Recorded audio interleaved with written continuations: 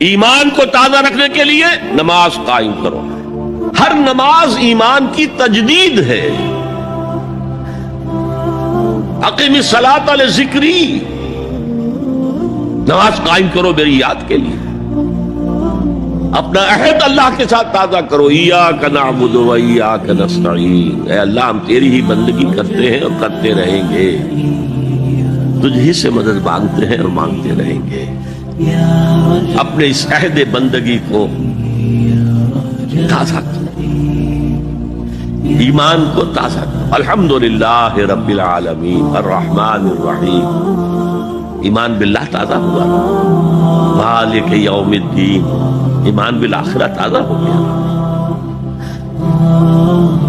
یہ ہے ایمان کو قائم رکھنے کے لیے، نیکی کی اس روح کو برقرار رکھنے کے لیے اللہ تعالیٰ کی طرف سے یہ ستون ہے.